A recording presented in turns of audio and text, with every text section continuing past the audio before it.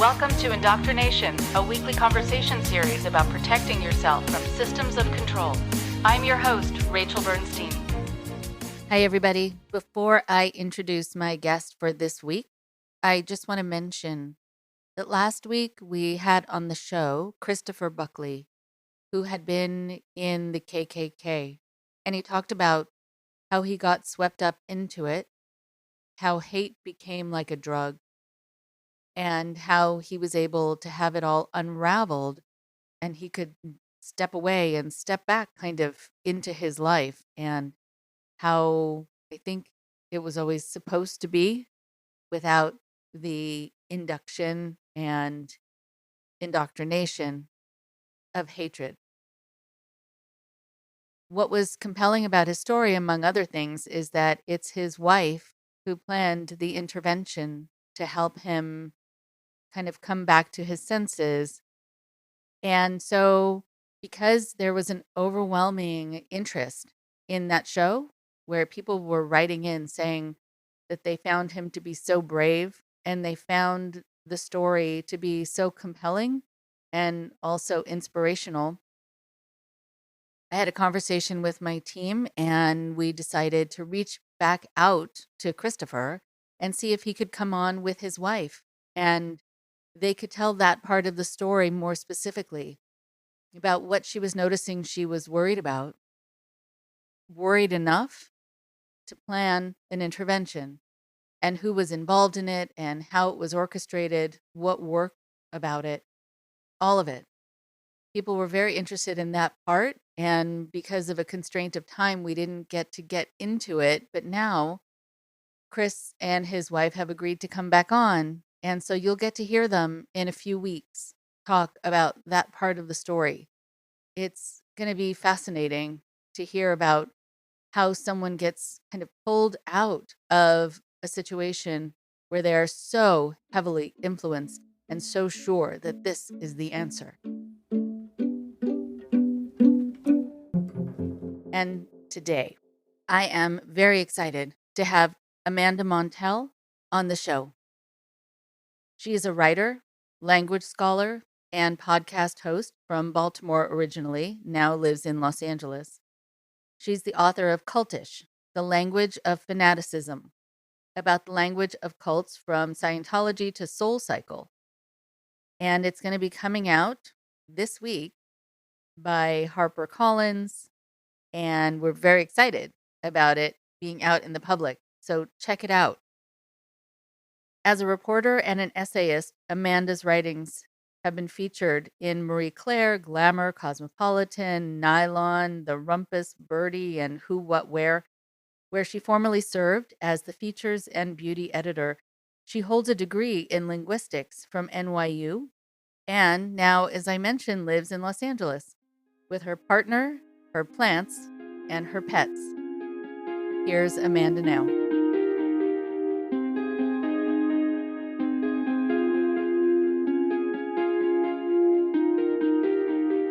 Welcome to the show, everyone. I have a very special guest on today who is going to be talking about something that I've thought about for many years and I've talked to clients about for many years. And, she's really, really studied it. And so I am so happy to be able to ask her questions about things that I've actually been wondering about for a long time. Her name is Amanda Montell, and she is going to spend a little bit of time introducing herself, and then we'll go from there. Hi, Amanda. Hi, thank you so much for having me to talk about my favorite topic, the language of cults. So my name is Amanda. I'm a writer. I have a new book coming out called Cultish, The Language of Fanaticism, coming from HarperCollins on June 15th of this year. I'm also a linguist. My background is in linguistics. I'm obsessed with language, particularly the relationship between how people speak and how they move through the world. This field that's called sociolinguistics. I'm obsessed with the relationships between language and power, language and personality, language and identity. And I think I'm in like-minded company here when I say I have always been obsessed with cults. I grew up listening to stories from my dad, who spent his teenage years in a notorious cult against his will, cult called Synanon. I don't know if you're familiar with it. Very familiar with it. I'm very familiar with a lot of it, something called The Game, just a lot of very horrible things. Yeah. So I grew up on those stories, but my parents are both prolific research scientists. My dad was forced to join Synanon when he was 14. He lived in Manhattan up until that point. His like absentee communist father and his new wife wanted in on like the countercultural movement of the late 60s. So they moved my dad and his two toddler age half sisters onto this compound in the Bay Area. And my dad got there and he was like, this is a cult. Because, he was a skeptical person, but he just sort of spent his time there laying low, privately interrogating everything. Technically, you weren't allowed to go to school off of Synanon's grounds. Kids had to go to the Synanon school. That's in scare quotes. But my dad was like, fuck that. I am going to go to an accredited high school so that I can get into college. So he like snuck off the campus every day and headed into San Francisco where he could attend a normal high school. He like hitched a ride with someone who worked in the city. Yeah. And then in Synanon, he found an opportunity with a scientist there to like run the Synanon microbiology lab. So ironically, he was introduced to like laboratory science at Synanon. He would be like, culturing people's throats when they thought they might have an infection, or like if someone thought they had dysentery, you would like swab their poop. Like, what? Really fun teenage stuff. But anyway, I grew up on all those stories. But at the same time, I grew up, the daughter of like atheist scientists. I was raised Reform Jewish, but like I just, was fascinated anthropologically by extreme beliefs and fringe groups, and language is the lens through which I see the world. That's why I went on to study linguistics. So writing a book about the language of cults felt like a natural thing for me to do. It's amazing. So good. It's an interesting thing about Synanon because, we can certainly talk about that for a long time, even though I do want to get to language, but I know language, I'm sure, was used a lot in Synanon, especially this thing that a lot of people talk about called The Game, which was not at all fun and not at all a game. No, not really something you play. No, it's very, very, very cruel. And people still have post-traumatic symptoms from those experiences. And I remember also Synanon was something that a lot of people talk about who have been in these teen treatment programs where they just talk about kind of being abused and being made to feel like it was for their benefit. But here, the people in charge were these sort of sociopathic people who enjoyed the cruelty of it. So there was no healing, no treatment to be found. In fact, people needed treatment after. Right. Yeah. Of course, the Synanon Game was pitched as this very, progressive, edgy form of group therapy that was supposed to be very honest and really get to the heart of people's feelings and help them become, self-actualized or whatever, help them become better people.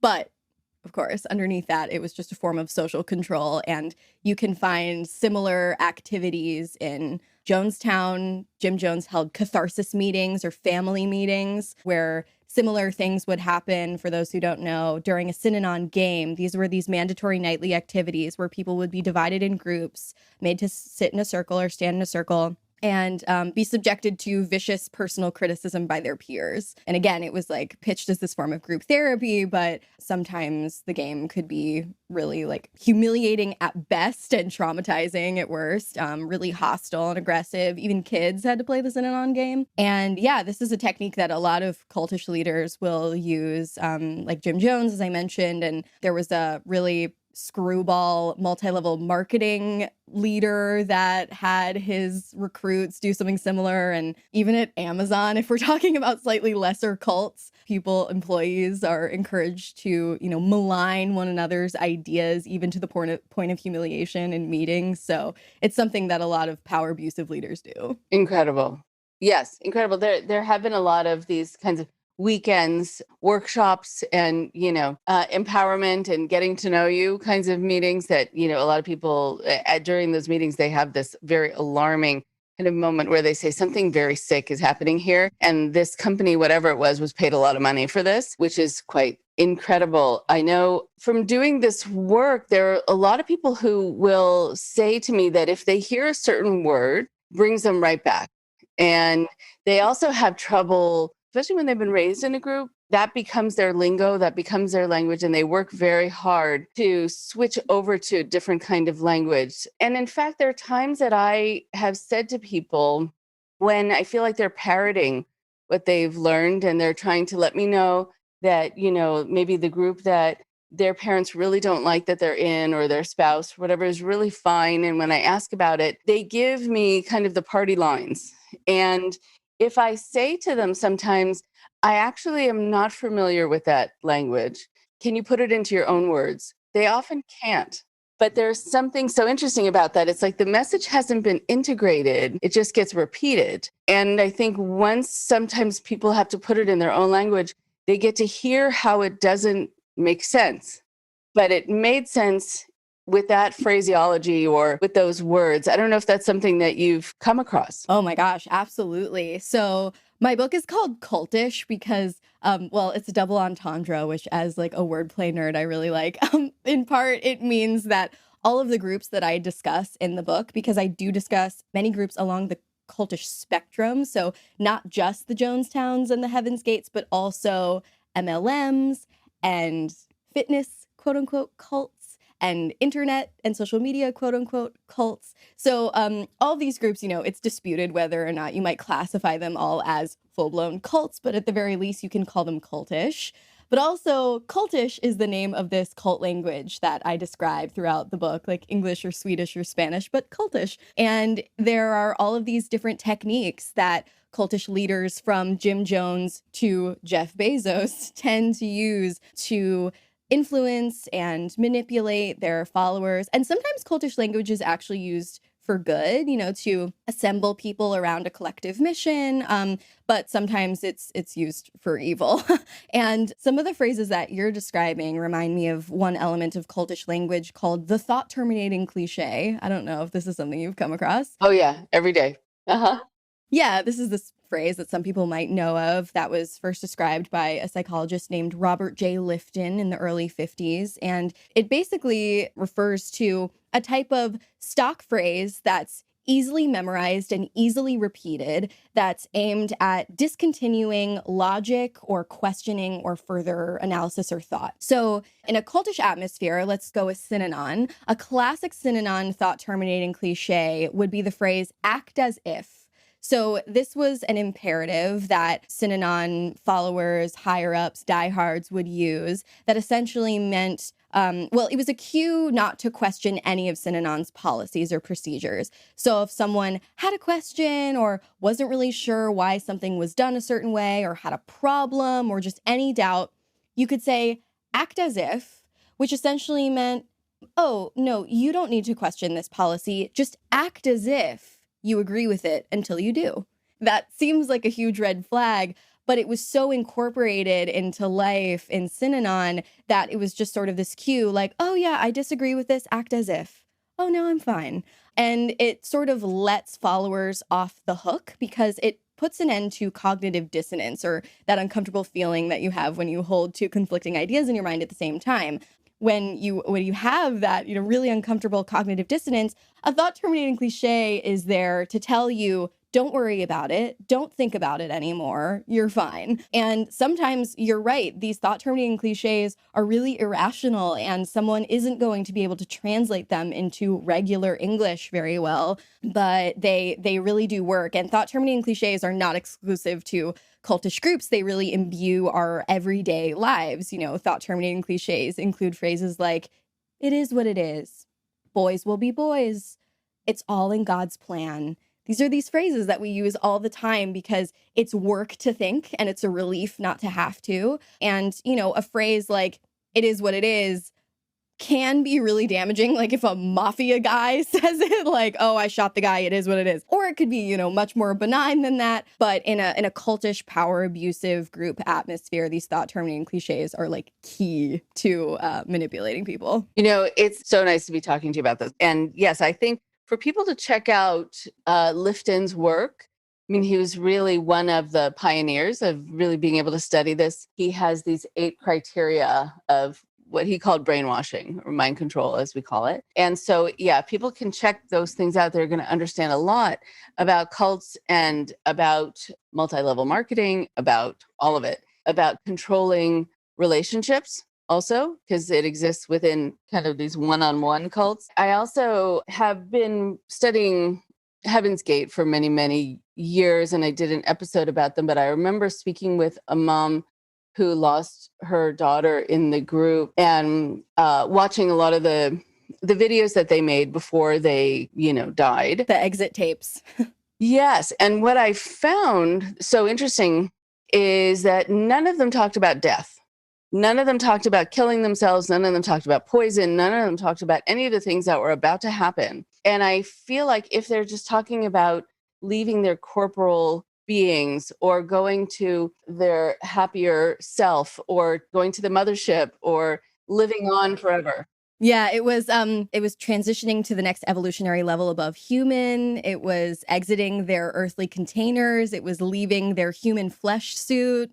Right. And I feel like if you say those things and if they make sense to you, you can smile while you're saying them because there's nothing scary about it. In fact, it's exciting and relieving. And I think if someone had said to them, actually, all of that is a way to describe the fact that you're about to die. You're about to actually be poisoned and die. If they had that language, I think they would have had much more of an emotional and physiological response that fit the situation. But they're so disconnected from it, I think, because of the language. That's right. Yeah. I mean, euphemisms are another huge part of cultish language. I think they would probably fall under the category of loaded language or buzzwords or euphemisms or English words that are redefined to mean something new in the cultish atmosphere. They're these words that are really emotionally charged that are there to spark fear or grief or dread or jubilation or reverence, really anything. And when a cultish leader loads a word like that, then they can exploit it to steer followers' behavior, especially after repeating the word so often, which, creates a conditioning situation or a process of subconsciously learning a behavior in response to a stimulus, which, conditioning isn't necessarily bad, but cultish leaders, they condition people with language in a really insidious way. And Heaven's Gate, I'm a 90s kid, and that was probably the first piece of cult news that I remember. And Marshall Applewhite, he concocted like this whole Heaven's Gate vocabulary of niche sci-fi-esque terms to reflect his niche sci-fi-esque credo. There was like this severe regimentation of daily life in that mansion where the Heaven's Gate members all lived, and the lingo helped keep things in order. I'm sure that like the kitchen was called the Nutrilab and the laundry room was the Fiber Lab and meals were called laboratory experiments and the group as a whole was the classroom. Followers were students. Teachers like Marshall Applewhite and Bonnie Nettles, who went by T and Doe, everybody had their own special name. They were known as older members and clinicians. If followers were off doing something outside of the mansion that was out of craft, if they were in the house they shared, that was in craft. And I talked to the Heaven's Gate scholar, Benjamin E. Zeller. I don't know if you're familiar with his work, but he told me that like this special talk put the followers in a rhetorical place where they could imagine themselves in the specific world where they wanted to be, like by being conditioned by and marinating in this specific thematic vernacular every day for years. Followers began to picture life on that spacecraft drifting toward the kingdom of God, like it was doing real religious work. So it was really insidious. That is really incredible. And I think also just about thinking of your food as laboratory experiments. I told my kids that if they happen to go into the back of the fridge because they left something there about a month ago and it looks like a laboratory experiment, please don't eat it.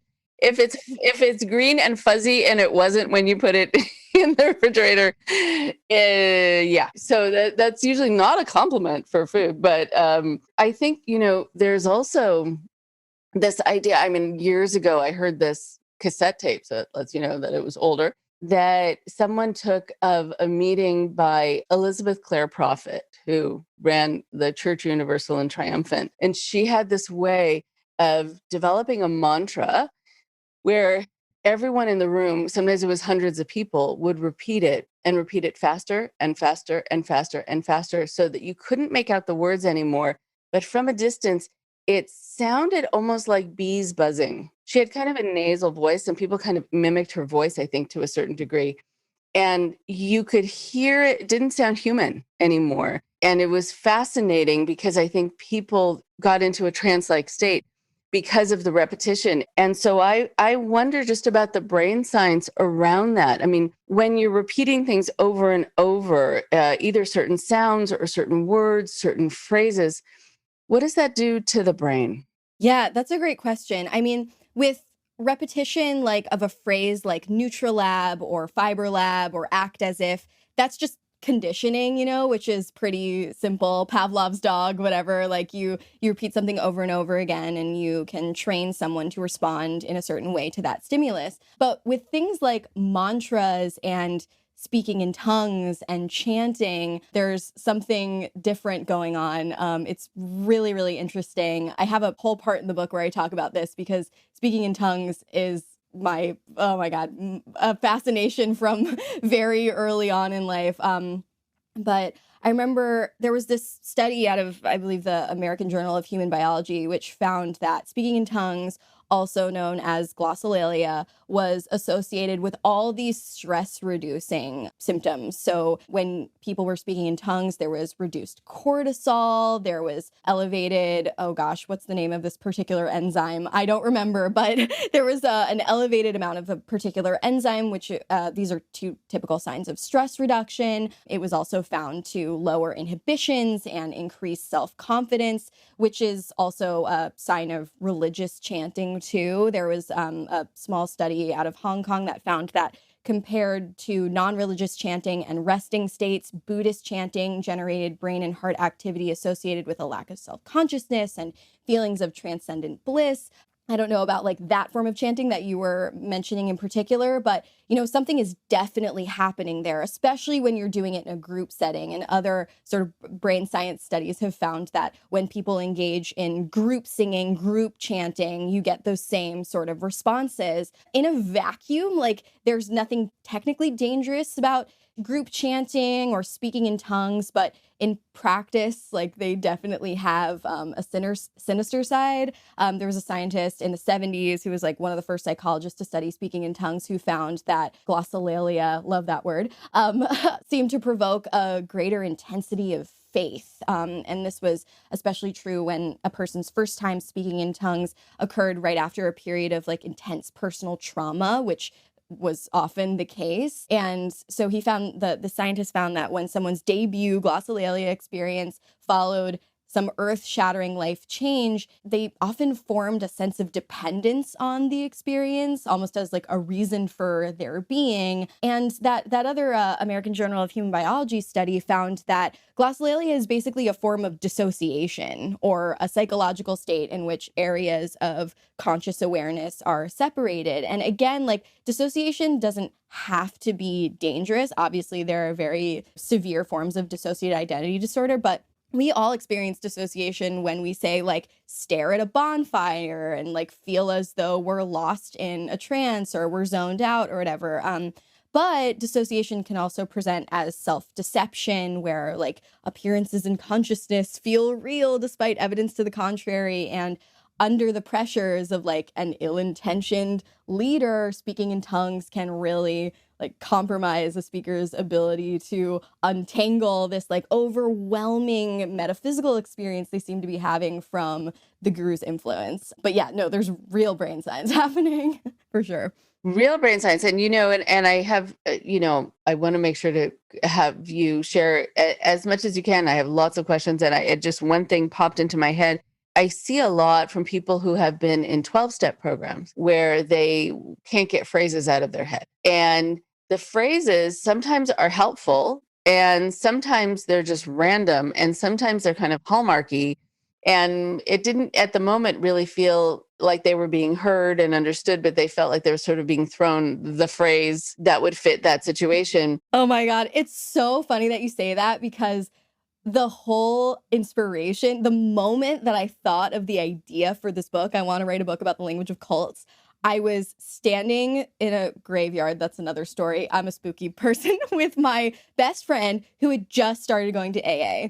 And she was using all the AA buzzwords. And they have such an exhaustive roster of like really catchy catchphrases. And she was like, she was using phrases like halting, like hungry, angry, lonely, and tired. Like, I've been halting all day. I caught a resentment at work. I'm trying not to future trip. She was just like using all of these phrases. And you're right. And some of them were really useful. And some of them were like, seemed just plain culty. And I found it fascinating because this was like my best friend, like my soul mate, like 3 months ago before she started going to AA. I mean, AA is a wonderful thing and it's like changed her life and she's sober and all that stuff. But it's like 3 months earlier, I could understand what she was saying just if she grunted or snorted. And now she was speaking this completely different language. And I was like, wow, there must be something going on here. Like, what is it about language that can change people's lives in this way, in this really culty way, for better and for worse? So yeah, that's so funny that you say that, because the whole book idea came to me because of the language of a 12-step program. Right. I mean, and there's some things that are calming, like when you hear, one day at a time. And this other phrase that a lot of people use, what is it? You're only as sick as your secrets. Compare despair. Like, there are some useful ones. There are. Yeah. And what's hard for people is when they're kind of done with needing the conditioning, but it's not done with them. And so I'm just wondering, what is the sticking power? Because, they'll talk about these phrases being sticky, like they can't get them out of their head. And so I'm wondering why they have such a long-standing power over people in that kind of subconscious way. Controlling people's language in order to control their behavior is really such a clever tactic, because language is usually the first thing people adopt and the last thing they're willing to let go, right? So like, unlike shaving your head or even changing your clothes or moving to a remote commune, it's seemingly commitment free and fairly harmless. Say you show up to an introductory meeting and the leader, you're kind of skeptical of them, but they invite everyone to join in a chant or a mantra. Like, odds are you do it. It's like, it's just a mantra. It's not going to kill me. But over time, the language just sort of infiltrates. And language is something that we take for granted because we pick it up so naturally. Like, human beings are so accommodating with language. Not to mention, it's really fun to learn a new special language. It's like a code word. It makes you feel special. It makes you feel cool to have access to this new exclusive language that other people don't know. I mean, who didn't love learning Pig Latin or gibberish as a child? Like, it really is just fun to learn a new language. But over time, you don't even realize like how insidiously it will condition you. And especially if everyone around you is using that same language, it just doesn't seem dangerous, especially because we grow up with axioms like sticks and stones will break your bones, but words will never hurt you. We just don't think language is powerful or dangerous or any of those things. But it really is also the last thing we let go. Speaking of Heaven's Gate, when I spoke to Frank Lifford, who you might be familiar with, he's a Heaven's Gate survivor, 18 years, 20 years after leaving Heaven's Gate and denouncing it, he still refers to Marshall Applewhite and Bonnie Nettles as tea and dough. He still refers to dying as leaving Earth. Like, these terms are deeply embedded. That just speaks to language's invisible power. Wow, it's so interesting. And, I'm thinking also, there have been a lot of studies also about twins who develop their own language, which is fascinating to me. I always wanted to be a twin with my own language. Like, do you remember that movie from the 90s, that kind of weird Jodie Foster movie, Nell? Oh, yeah. Oh my God, I must have been like a really weird kid because I was like 8 years old and I loved the movie Nell because I was just like, I want a secret language in the woods and like, I don't want anyone to be able to understand me. Oh yeah, and people speak Vulcan, just because they picked up the language and all of it. Right? I was Star Trek nerd. Speaking about nerdy. So was Marshall Applewhite. Okay, that might be the only thing we had in common. So I think also there's this idea too, if you've ever been somewhere abroad, where your language is not the language spoken in that space, and someone else around you, you hear them speaking English, you can connect with them immediately and feel like somehow you have something in common. There's this comfort. And if you would come across them, let's say closer to home, you might not like them at all. You might not connect with them at all. But I think this idea of he speaks my language is this kind of immediate connective tissue. Totally. The language, there's a sociologist named Eileen Barker who I spoke to who said that the language creates a culture of shared understanding. And that can be a really beautiful thing. And I tend to think it's a really beautiful thing, but in the wrong hands, it can be dangerous too.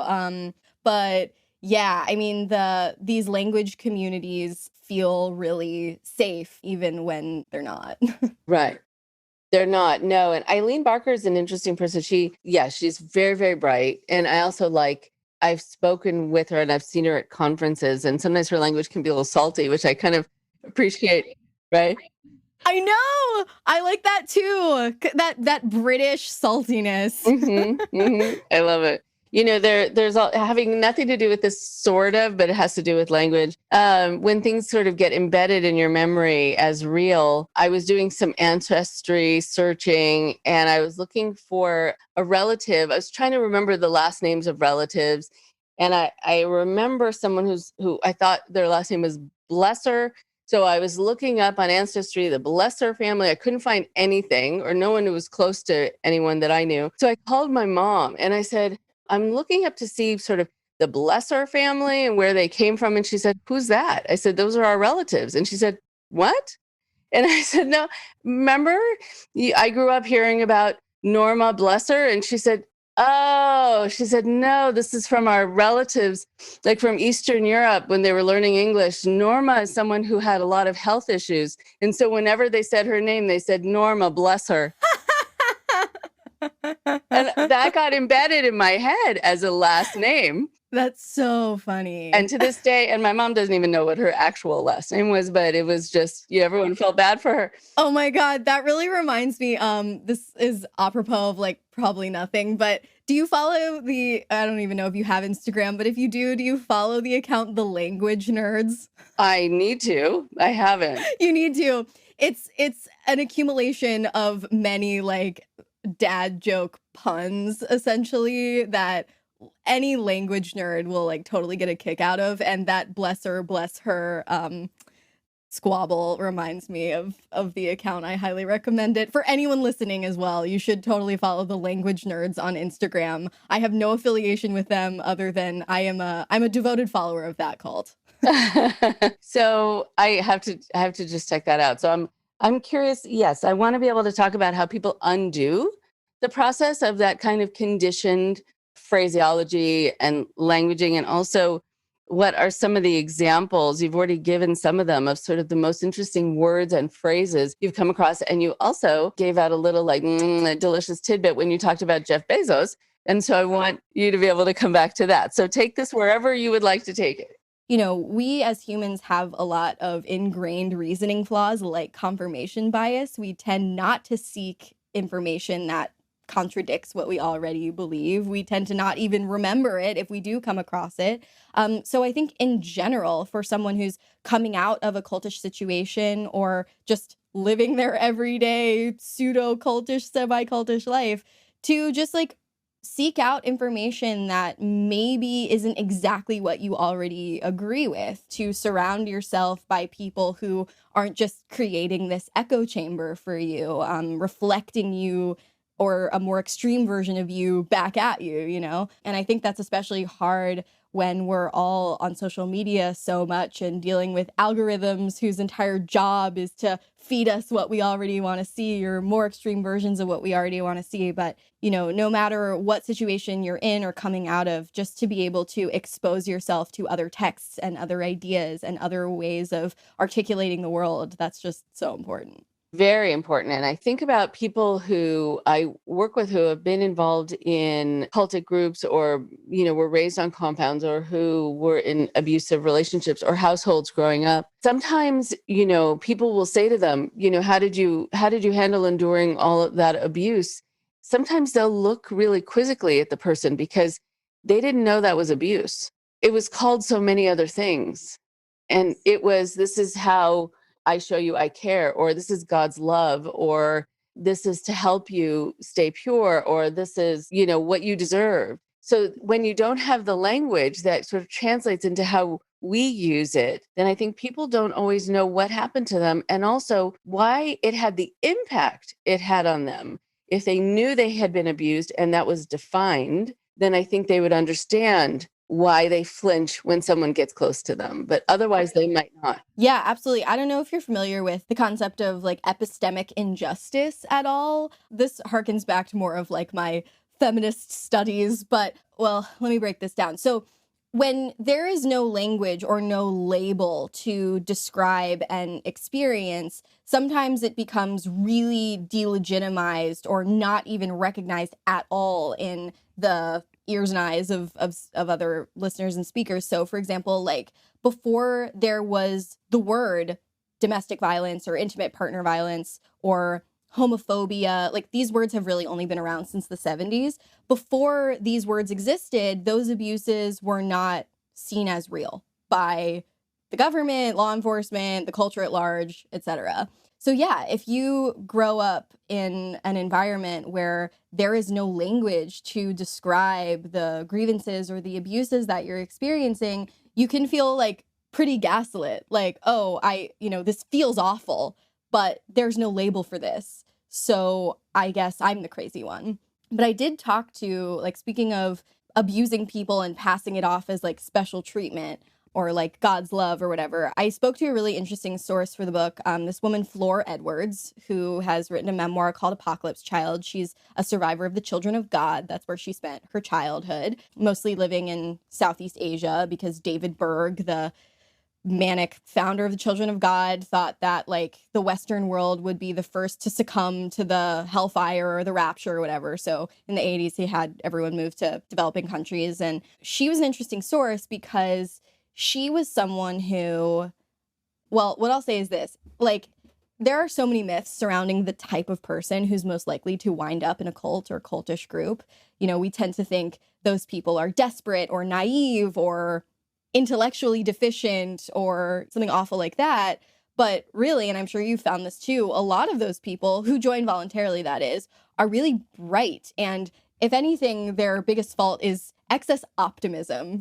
They have too much idealism. They are so willing to believe that this person, this group, this ideology is going to heal the world and their life. They're actually not desperate at all. Like Stephen Hassan told me that it required so much bandwidth and so many resources to recruit a new Mooney. Why would they waste their time and money on someone who's liable to break down quickly? But just because it's true that you don't have to be like stupid or desperate to wind up in a cultish group, that doesn't mean that just anyone can wind up in a cultish group or that just anyone who grows up in a cultish group would stick around until adulthood. And Flor Edwards was proof of this because from early childhood, the Children of God and language like flirty fishing and whatever, like that was this really disgusting practice where women, including, underage girls, were supposed to lure men into the group with sex.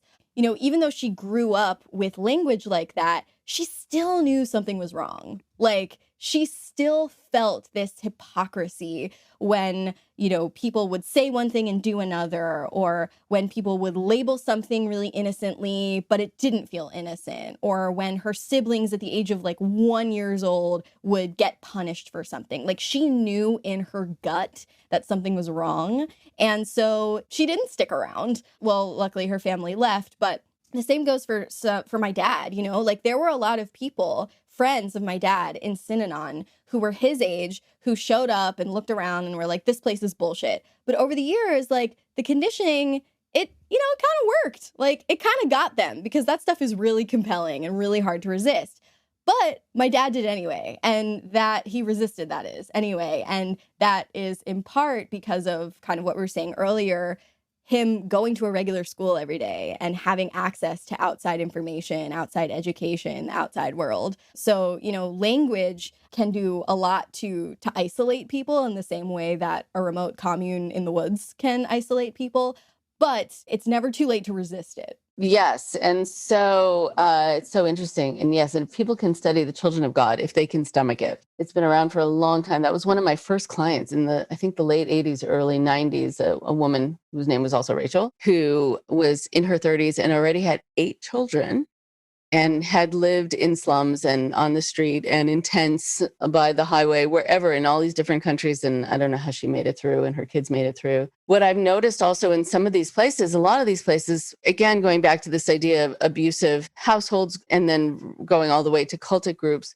I found that kids especially, and also adults, but kids especially, were insulted for being kids, for just doing things that were what you did, like that you spilled things or you tripped over yourself or you whatever, you couldn't focus and you couldn't sit for 8 hours in a meeting. So a lot of these people still have in their heads that they're clumsy, they're lazy, they're stupid. It was so ingrained, and it was just that they were diagnosed for being human and what was natural developmentally at that stage. And so they still have this kind of negative sense of themselves being misdiagnosed. And I also think about the subtle way language is used when people are being introduced. I remember being aware of this when I had kids, that I would notice that when people would introduce me to their son, it was, you know, and here's my son and he's so smart, you know, and here's my beautiful daughter. And I thought, okay, yeah, no, I made a mental note. Okay, do not do that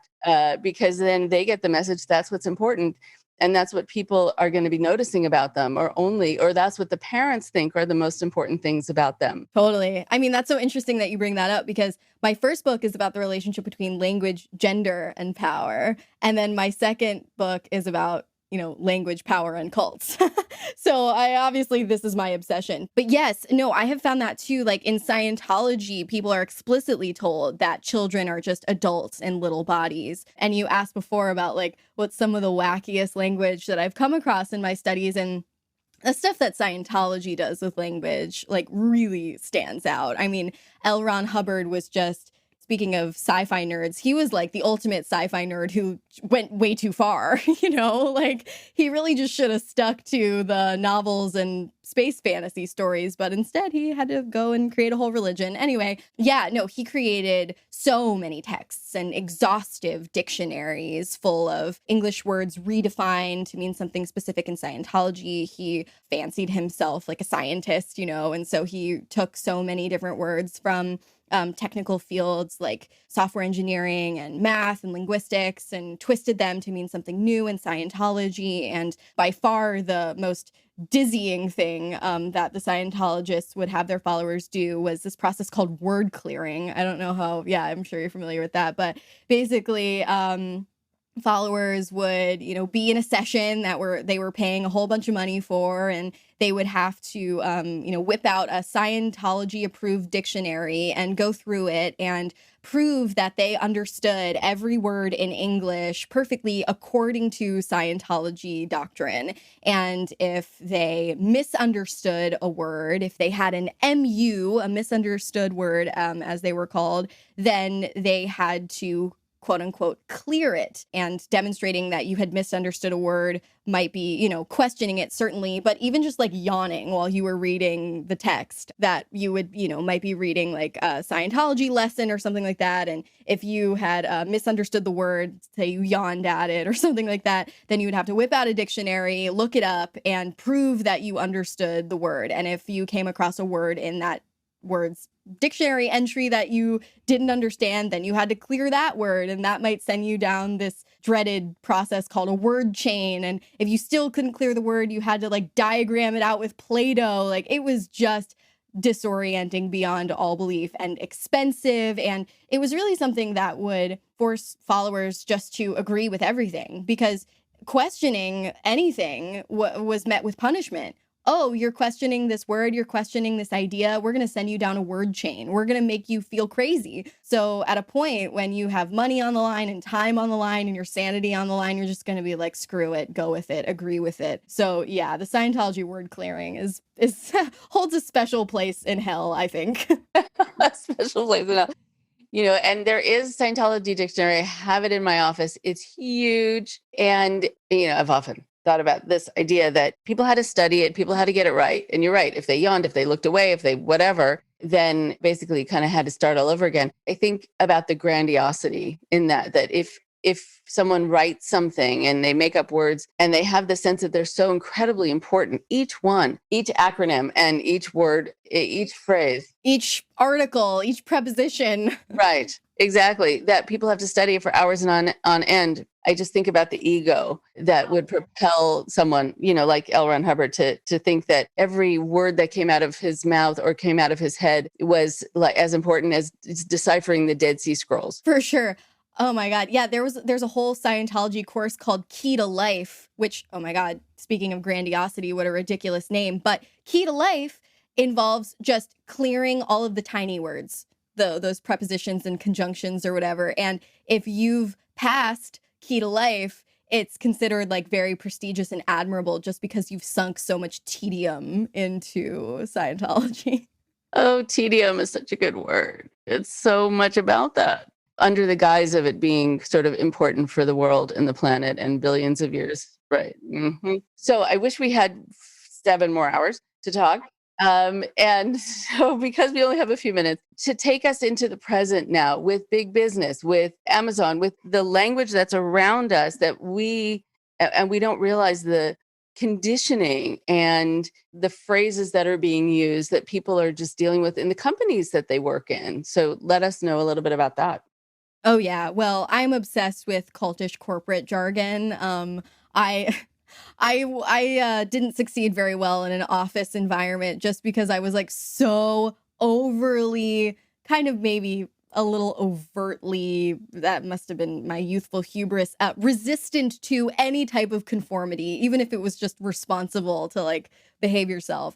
I'm like allergic to corporate bullshit language, but corporate BS generators are easy to find online and fun to play with, like rapidiously orchestrating market-driven mindshare, like phrases like that. For the book, I have a small section about like cultish corporate language. It's in the multi-level marketing part of the book, because my book starts with talking about the most notorious destructive cults and then works its way into talking about the more on the fence type of cults, and finally ending with like fitness cults, wellness cults, social media cults. Yeah, I have a multi-level marketing part of the book, and in it I talk about cultish corporations and their jargon, and I talk to this business scholar guy whose job is to like travel the world and go into big corporations and tell them, why their management styles are messed up, culty, whatever. And he'll find often that, well, first of all, CEOs, I think like 1 in 5 of them are found to have psychopathic tendencies. So like you can't always trust that your CEO is coming up with language standards that are the most fair or compassionate. And yeah, we talked about Jeff Bezos before, and he's a great example of this. Speaking of like ego,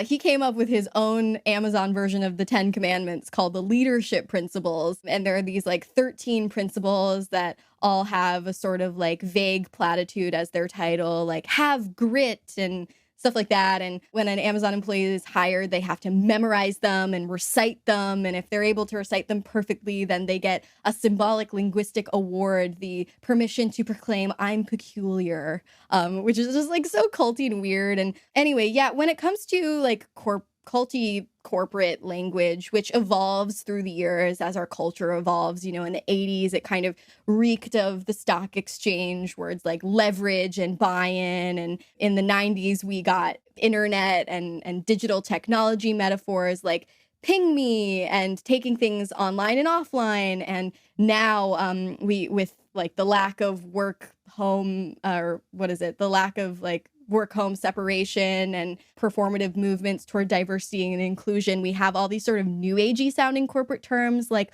holistic and actualize. So the cultish corporate jargon that you find really reflects the culture at the time, and that's always true with language. But I've found that a lot of the time, higher ups will like institutionalize their madness or whatever and create this echo chamber where everybody is just supposed to talk exactly like them, whether they understand what they're really saying or not. And I found that working in like creative corporate, like digital media, people would use just like so many acronyms and like bullshit, weird, like nouns turned into verbs and vice versa, like euphemisms all over the place. And sometimes you could tell that they did not know what they were saying, but they were conforming because they knew that doing so would grant them access to opportunities, promotions, etc. And so, yeah, I mean, language can really just be a way to enforce conformity, and that can be really damaging in a workplace atmosphere because you can end up exploiting people when they're not allowed to express skepticism or ask questions, if they're just supposed to use the language. And if they don't, they're like clocked as an outsider and a rebel, and they don't get the same opportunities. That can be, a red flag. So, yeah, I mean, it's just generally a good idea to have a little like twinkle in the back of your brain that's like, why do we say this? Like, what does this mean? And it should be okay to ask those questions. And, Stephen Hassan told me this in the context of religions, but I think it applies everywhere. Like, anything legitimate will stand up to scrutiny. It should be okay to express your skepticism or at least ask questions at every point throughout your membership or employment or whatever it is. And if you're met with thought terminating cliches or gaslighting or, loaded language or whatever, then it might be a clue that you're in an environment that's a little too cultish for comfort. Too cultish for comfort. I love that. That is what I deal with all day long. Okay, so I know we need to finish up. I was remembering also just the language, even if it's innocuous, just that it's so specific to certain fields and also certain moments in time, because the language is changing so quickly. I just remember things being considered cool, and then it was cool, but it was 5 minutes ago that it was cool. So you missed the window on that being cool. It's now. And I remember talking to the production company one time with somebody who was running the meeting.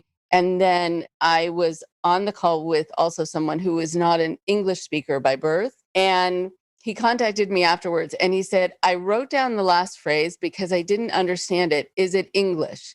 And he sent me this. He said, she said, PM me so we can hop on a call to get on the same page and circle back. That is hilarious. You're reminding me that of the other thing that this like exclusive language and buzzwords can do, which is create an us and a them. And that's very culty in and of itself. You're manufacturing this sense of superiority in your employees just for knowing this language and for being able to use it. And I want to point out that there is a difference between like lexicon, like specialized jargon in a given field that's there to make communication easier. It's there to be more specific. Like, for example, my parents are scientists, and when they talk at the dinner table, I don't know what the hell they're saying, but that's only because like the specialized jargon is there for a really logical reason. Like, they need it in order to communicate more efficiently. But cultish jargon is there to obscure communication, to obscure meanings, to make it more difficult, because it's not really about the words themselves. It's about creating this us and them, about enforcing this conformity. It's like not really about what you're saying. Yes. And I think ego is so much a part of it. If I had the ego need to have people parrot back to me what I said as being ultimately important or even just making sense, if I just said, bananas are the key to our future, and I had, lots of people saying that, I would laugh, first of all, before I let that come out of my mouth.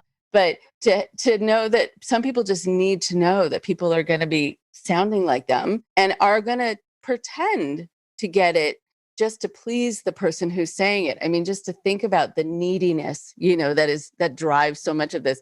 It has been a pleasure. I really love talking to you about this and how much you've studied it and how many people you've talked to, and also coming out of your father's experience. I mean, I think it's a really wonderful and beautiful way to honor his experiences too. Yeah, I think that too. My dad just read the book for the first time because we just had galleys printed, and And that was like such a cool moment because he's in it, and I dedicated the whole book to him. And so yeah, it was cool. It was very like full circle because I got to talk to so many people I hadn't spoken to in a really long time for this book, in addition to experts. And I just thought it was interesting, like leave it to the oddly universal subject of cults to like bring me back to all these people from my life. I love it. I hope we get to talk again. And as my kids say when they combine words, it was amazing to talk to you. Well, as a fan of portmanteaus, I appreciate that, and also found this amazing.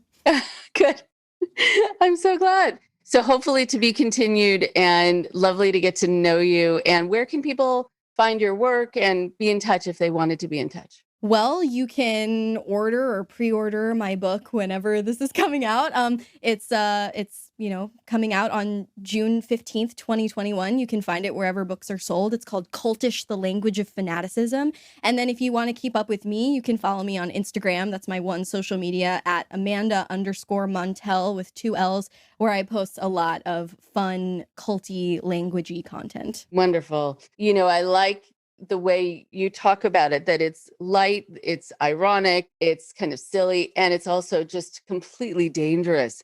And, language can be such a snake in the grass.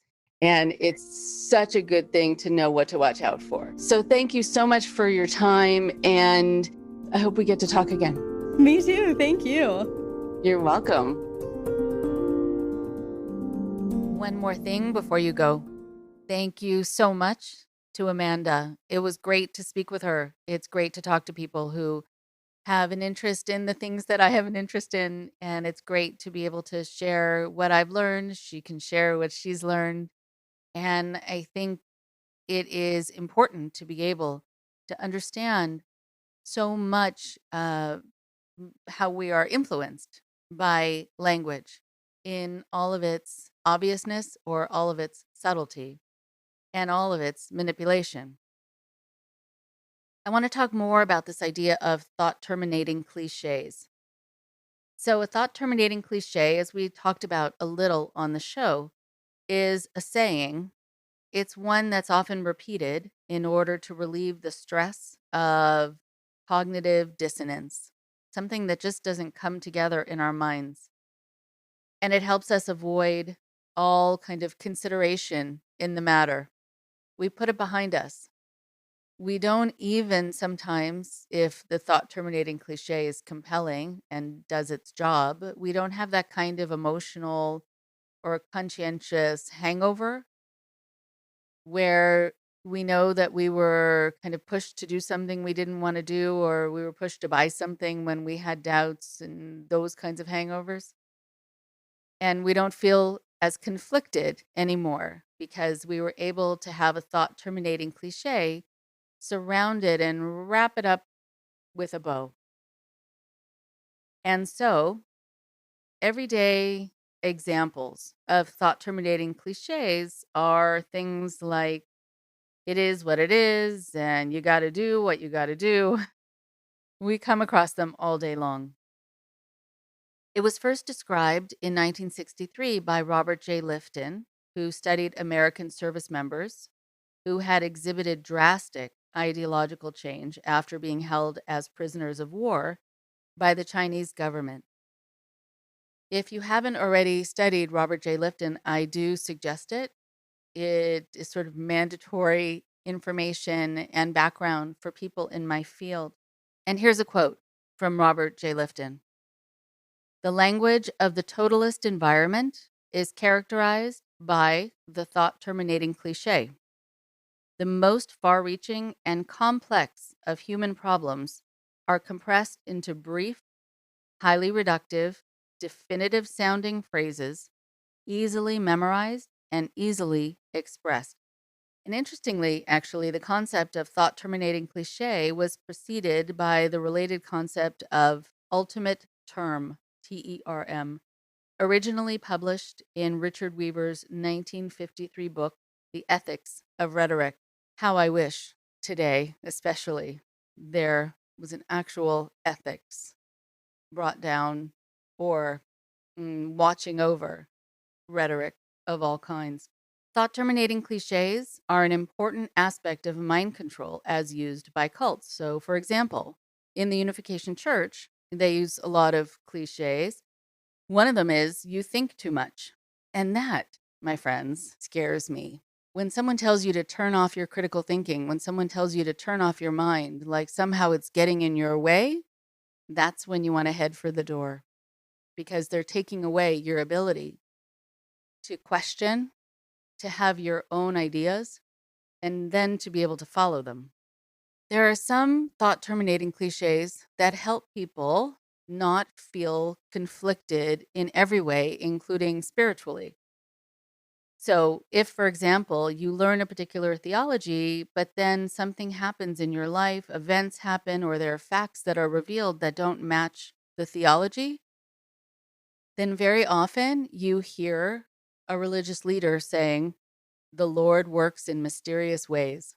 That is a very clever catch-all phrase, sort of throws a wide net around everything and makes it all still part of God's plan. The other one that really gets people to do things before they're ready is you never know until you try. And then you might kind of ignore that you're putting yourself at risk or that this would be a tremendous waste of time or resources. Also, if you've ever been in a store where something seems to be kind of shoddy about the whatever it is that you're going to be buying, and you ask questions of the person who is selling whatever it is, and their response to all your questions is, if you don't like it, don't buy it. That's also not the answer to your questions. So make sure that when you hear something like that, know that that person is avoiding giving you the information you need so you can make a fully educated and smart decision about buying something or buying into something. The other one that usually really gets under my skin is the idea of the ends justify the means. And very often in these situations, that means that the means are going to be destructive and dangerous and be done with abandon and are going to be potentially harmful. But it's all seen as part of, and this is another thought terminating cliche, for the greater good. It's all for the greater good.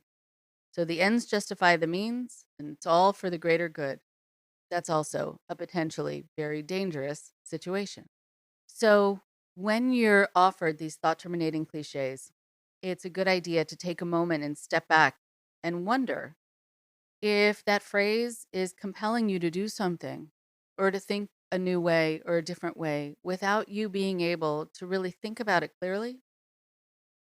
And it might be said by someone who's very charismatic and kind of says it in this all-knowing way, like, come on. And you might feel foolish or judged for hesitating, for not wanting to buy into something as quickly as they want you to buy into it. But repeat the phrase to yourself without the charismatic delivery and without the social pressure around you of people saying, come on, let's get going. Come on, aren't you going to sign up for this thing? Everyone's waiting for you. That's what happens a lot of times when people want to get other people to sign up for something. They do it in a social environment where they're best peer pressured into it. And so without the peer pressure, without the people around, repeat the phrase to you and see if it makes any sense and see if it gives you enough information and see if maybe it's just a manipulation to disarm you. You want to make sure to remember that thought terminating cliches are handicapping. They blind people. So don't let slick and clever, shrewd and charismatic salespeople have the power to get in the way of your logical mind. You want to make sure to stay safe. And I'm going to end with a few of those thought-terminating cliches, just in case you needed more examples. One day at a time, life isn't fair, and the phrase that most parents say to their kids, because I said so. And lastly, all's well that ends well. Talk to you next week. Coming this summer to a screen near you. The International Cultic Studies Association is conducting its 2021 annual international conference jointly with InfoSect, InfoCult of Montreal, and the Association Québécoise Plaidoyer Victime. July 1st through 3rd, 2021. ICSA's annual conference draws former group members, families, helping professionals, researchers, lawyers, educators, and the general public from around the world. This year's event will have 4 simultaneous tracks, including one in French, and workshops available. Selected sessions will also be translated in French and English. There will be over 50 presentations to choose from. Miss a session? Not a problem. This will be the first conference where almost all of the presentations will be available to registrants for up to 30 days after the event. This year's event includes some familiar faces and some first-time presenters at an ICSA conference. We are also excited to feature a number of French speakers. Some of the presentations include Alice's Mushrooms, A Culture and QAnon, Insights After Hundreds of Cult Member Interventions Since 1980 by Joseph Zimhart, Scientology's Legal System by Phil Lord, Lived Experiences of Lesbian, Gay, and Bisexual Former Cult Members, Counseling Implications by Cindy Matthews, and many, many more subjects. This conference will also feature the Phoenix Project, free and open to all. This program reveals the realities of an individual's cult experience through creative works of art, writing, and performance. The cost for the conference, in US dollars. For regular registration, $150. For student registration, $80. And financial assistance is available. To sign up for our upcoming ICSA International Conference, the Phoenix Project, and more, visit icsahome.com/events/conference annual. We hope to see you at the event.